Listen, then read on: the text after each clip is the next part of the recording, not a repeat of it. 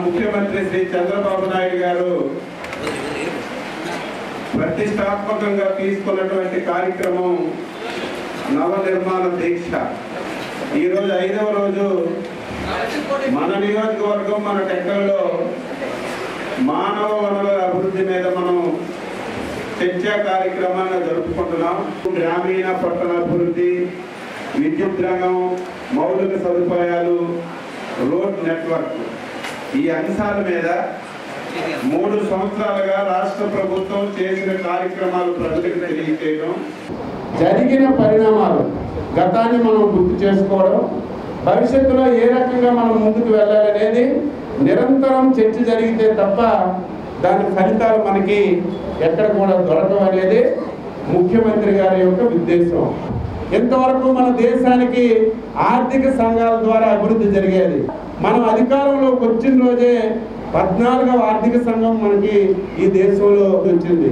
14వ ఆర్థిక సంఘం ఏం చెప్పిందంటే, ఈరోజు ఆర్థిక సంఘాలు క్లోజ్ చేస్తున్నాము, ఆర్థిక సంఘాలు ఈ దేశంలో ఇంకుండవు, నీతి ఆయోగ్ అని చెప్పి ఒక కొత్త సంస్థ పెడుతున్నాం కాబట్టి ఇది దానికి బదలాయిస్తున్నామంటే, ఈరోజు నీతి ఆయోగ్ ఈ కొత్త రాష్ట్రాలకి గతంలో ఇచ్చినటువంటి రాష్ట్రాలకు కూడా ప్రత్యేక హోదా ఇవ్వడానికి అవకాశం లేదని చెప్పి ఆ రోజు నిర్ణయం తీసుకోవడం వల్ల విధి లేక నష్టపోతున్నాం.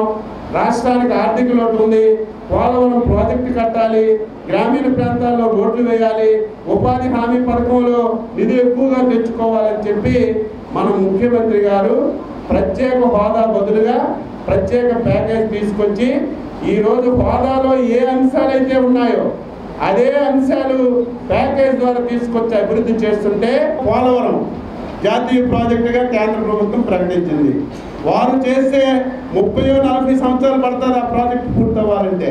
చంద్రబాబు నాయుడు గారు మీరు డబ్బు ఇవ్వండి, ఇవ్వకపోండి, నా దగ్గర ఉన్న డబ్బు నేను పెట్టుకుంటాను, నా టార్గెట్ 2018వ సంవత్సరానికి పోలవరం ప్రాజెక్టు పూర్తి చేసి ఆంధ్రప్రదేశ్ రాష్ట్రంలో ప్రతి ప్రాంతానికి నీరు ఇవ్వాలని ఒక టార్గెట్ పెట్టుకొని, కేంద్ర ప్రభుత్వం డబ్బులు ఇవ్వకపోయినా సరే ప్రతి సంవత్సరం బడ్జెట్లో మనం 5,000 కోట్లు పెట్టి తర్వాత కేంద్ర ప్రభుత్వం నుంచి తీసుకొచ్చి మనం ప్రాజెక్టు కడుతుంటే, రేపు 8వ తారీఖు 3 సంవత్సరాలు మీ అందరూ ఎన్నుకున్నటువంటి చంద్రబాబు నాయుడు గారి ప్రభుత్వం 3 సంవత్సరాలు పూర్తి చేసింది. 3 సంవత్సరాల్లో నేను ఊహించలేదు, మీరు ఊహించారేమో. ఎందుకంటే చంద్రబాబు నాయుడు తెలివైనటువంటి వాడు, అపర మేధావి, ఏ రకంగా అయినా అభివృద్ధి చేస్తాడని చెప్పి అందరికీ తెలిసి ఓట్లు వేశారు. కానీ ఏది చేయాలన్నా సరే చేతిలో డబ్బు ఉండాలి. అధికారం అయితే వచ్చింది, రాష్ట్రం విడిపోయింది. రాష్ట్రానికి చంద్రబాబు నాయుడు ముఖ్యమంత్రి అయ్యాడు. ముఖ్యమంత్రి అయిన తర్వాత మీరు నేను ఎవ్వరూ ఊహించని విధంగా ఏ రంగానికి ఇబ్బంది పెట్టకుండా మహానుభావుడు ఎక్కడి నుంచి డబ్బులు చేస్తున్నాడు, ఏ రకంగా మేనేజ్ చేస్తున్నాడో మనకు తెలియటం లేదు. కానీ 3 సంవత్సరాలు మీరు ఎవరైనా సరే, మీ చుట్టాలు, బంధువులు చాలామంది దేశంలో చాలా దగ్గరలో ఉన్నారు. 29 రాష్ట్రాల్లో ఏ రాష్ట్రంలో లేని విధంగా ఆంధ్రప్రదేశ్ రాష్ట్రంలో సంక్షేమాన్ని, అభివృద్ధిని సమాంతరంగా ముందుకు తీసుకెళ్లి ఆంధ్రప్రదేశ్ రాష్ట్రాన్ని ఒక రోల్ మోడల్గా దేశానికి తీర్చిదిద్దాడంటే అది ఒక చంద్రబాబు నాయుడు తెలుగుదేశం పార్టీకే సాధ్యమైంది. ఈ 3 సంవత్సరాల్లో ఇచ్చిన హామీలన్నీ నెరవేర్చాం. 200 పెన్షన్ 1000 రూపాయలు చేశాం, 500 పెన్షన్ ఈరోజు 1500 చేశాం, 48 లక్షల మందికి సంవత్సరానికి 6,000 కోట్లు ఖర్చు పెట్టి ప్రతి నెల ఉద్యోగస్తుడికి జీతం ఎలా వస్తారో ఆ రకంగా మధ్యవర్తులు లేకుండా పెన్షన్ ఇచ్చే కార్యక్రమం చేస్తున్నాం. పేదవాడికి ఒక పైసా సహాయం చేద్దామని ఎవరు అడిగినా సరే చేతికి ఎముక లేకుండా ఒక పైసా సహాయం అడిగితే 100 పైసలు ఇచ్చే కార్యక్రమం చేస్తున్నారు. ఈరోజు ప్రజలందరూ కూడా చాలా సంతోషంగా ఉన్నారు. ఈరోజు ముఖ్యమంత్రి గారు ఒక నినాదం తీసుకున్నారు, ప్రజలే ముందు. కార్యకర్తకైనా, మంత్రికైనా, ఎమ్మెల్యేకైనా, అధికారికైనా, చీఫ్ సెక్రటరీకైనా మొదట ప్రజలే ముందని ఒక నినాదం తీసుకున్నారు. వారి కష్టాలు తీర్చిన తర్వాతే మిగతా విషయాల మీద ఆలోచించాలి తప్ప ప్రజలను ఎక్కడ ఇబ్బంది పెట్టకూడదని చెప్పి ఒక నిర్ణయం తీసుకొని మొన్ననే 1100 ఒక నెంబరు ఈ రాష్ట్రంలో ఇచ్చాం. మీరు ఎవరైనా సరే 1100 గుర్తుపెట్టుకోండి. మీ గ్రామాలలో అధికారులు కానీ ఎవరైనా గ్రామ స్థాయిలో ఉన్నటువంటి ప్రజాప్రతినిధులు కానీ పెన్షన్ గురించో ఇల్లు గురించో లేకపోతే ఒక సంక్షేమ పథకం గురించో ఎవరైనా మీకు లంచం అడిగితే 1100 కొడితే వెంటనే రికార్డు చేయడమే కాకుండా మీరు ధైర్యంగా చెప్పాలి. మళ్ళీ ముఖ్యమంత్రి గారే మనకు మాట్లాడి ఈరోజు పేదవాడికి ఎక్కడ కూడా అవినీతి లేకుండా పథకాలు ఇచ్చే కార్యక్రమం చేస్తున్నారు. మొన్ననే శాంపిల్గా 3 లక్షల మందికి ఫోన్ చేశాడు ముఖ్యమంత్రి. దేని మీద? చంద్రన్న బీమా మీద.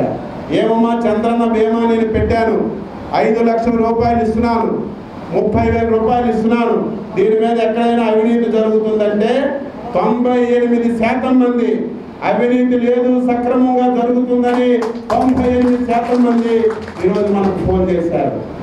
మానవ వనరుల అభివృద్ధి, మానవ వనరుల అభివృద్ధికి ప్రధానమైనటువంటి అంశాలు 2 అంశాలు. 1 విద్య, 2 వైద్యం. విద్య, తెలుగుదేశం ప్రభుత్వం విద్యకి ఎంత ప్రాధాన్యత ఇచ్చిందో చాలా మంది ఇక్కడ ప్రజాప్రతినిధులు ఉన్నారు. ఆ రోజు ఒక డెసిషన్ తీసుకున్నారు చంద్రబాబు నాయుడు. 5 ఇళ్ళున్నా 10 ఇళ్ళున్నా ప్రతి ఊరిలో ఒక పాఠశాల ఉండాలి, ప్రతి 3 కిలోమీటర్లకి ఒక యూపీ స్కూల్ ఉండాలి, ప్రతి 5 కిలోమీటర్లకు ఒక హై స్కూల్ ఉండాలి, ప్రతి మండల హెడ్ క్వార్టర్లో ఒక జూనియర్ కాలేజ్ ఉండాలి, ప్రతి నియోజకవర్గానికి ఒక మెడికల్ కాలేజ్, ఒక డిగ్రీ, 34 ఇంజనీరింగ్ కాలేజీలు ఆ రోజు ఉంటే చంద్రబాబు నాయుడు ముఖ్యమంత్రిగా 500 ఇంజనీరింగ్ కాలేజీ రాష్ట్రంలో పెట్టాడు.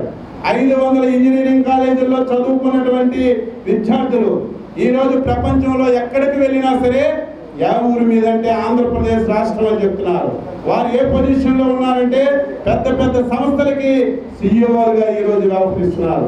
వారికి మనం తర్ఫీదు ఇవ్వగలిగితే, వారికి సరైనటువంటి విద్యా అవకాశాలు ఇవ్వగలిగితే వారు తెలివైన వాళ్ళు ఏదైనా సాధిస్తారని మన ముఖ్యమంత్రి గారు దాని మీద దృష్టి పెట్టారు.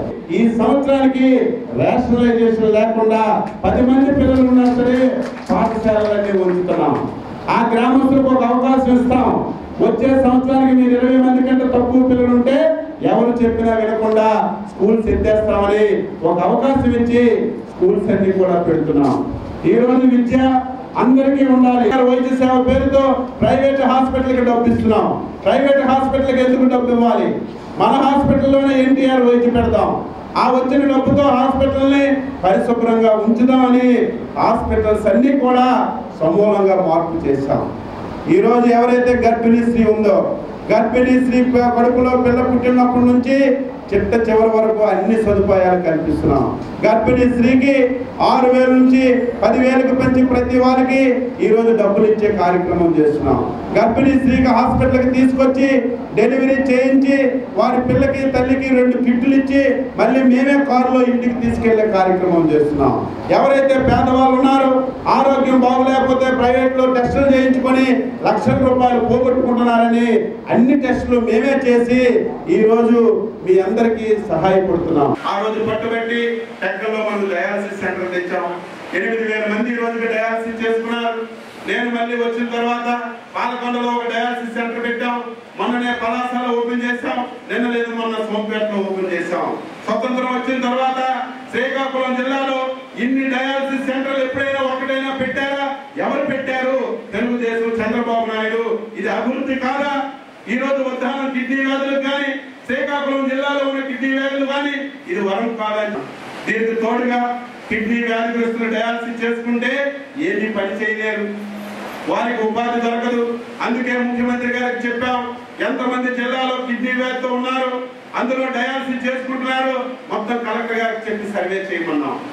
సర్వే చేసి ఎంతమంది కిడ్నీ రోగులు ఉన్నారో వారందరికీ పింఛన్ ఇచ్చే కార్యక్రమం ఈ జిల్లాలో చేస్తున్నామని చెప్పి పూర్వస్థితికి తీసుకొద్దాం. ప్రభుత్వ హాస్పిటల్ బాగా పనిచేద్దాం. పేదవాడికి ఇబ్బంది లేకుండా వైద్యం అందించే కార్యక్రమం మనం చేసుకుందామని చెప్పి సందర్భంగా తెలియజేస్తూ, ఇంకా ఏవైనా అవసరాలు వైద్యపరంగా ఉంటే నేను కూడా ఈ జిల్లా మీద ప్రత్యేక దృష్టి పెట్టి అవన్నీ సాధిస్తామని ఈ సందర్భంగా తెలియజేస్తున్నాను.